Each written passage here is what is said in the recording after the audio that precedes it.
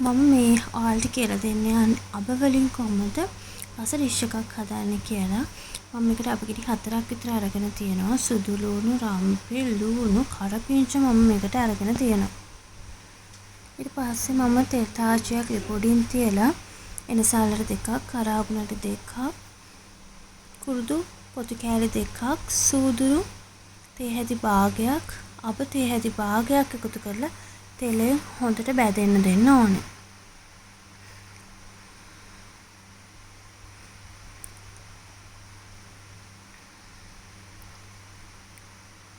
මම ඒකට මිරිස් තේ හැදි 2ක් මාරක් එකතු කරගන්නවා.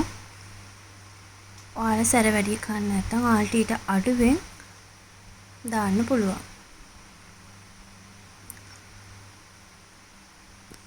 ඊට පස්සේ මම මේකට 3-5 තේ හැදි භාගයක් විතර එකතු කරගන්නවා.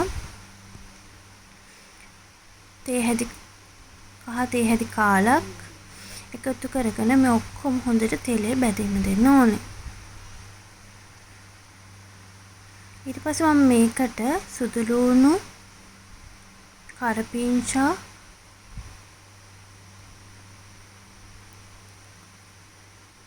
මේ හැමදේම එකතු කරගන්න ඕනේ. ඒවත් තෙලෙන් බැදෙන්න දෙන්න ඕනේ. රාම්පි ටිකත් එකතු කරගන්නවා. ඊට පස්සේ අපි කපාගත්ත අබ කෑලි ටිකත් ඒකට එකතු කරගෙන ඒක හොඳට කලවම් කරගන්නවා.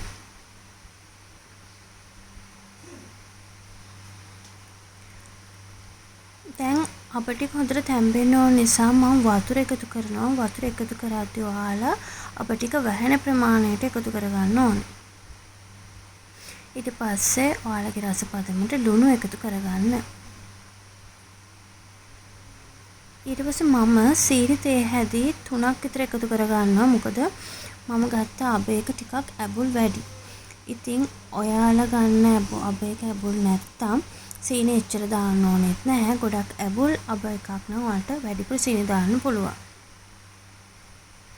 ඊට පස්සේ මේක උතුරගෙන වගේ එද්දි තමයි ඔයාලා ලිපෙන් බා ගන්න ඕනේ. මෙන්න මේ වගේ උතුරගෙන එද්දි හිදුනට පස්සේ ඔයාලට රස අබ එකක් ගන්න පුළුවන්. ඇත්තට මේක මාරම රසයි. ඔයාලා හදලා බලන්න. ඇත්තටම ඔයාලා හදලා බලලා ඒක කොහොමද කියලා කමෙන්ට් එකක් දාගෙන යන්න. ඔයාලා මාත් එක්ක එකතු වුණාට ඔයාලට ගොඩාක් ස්තුතියි.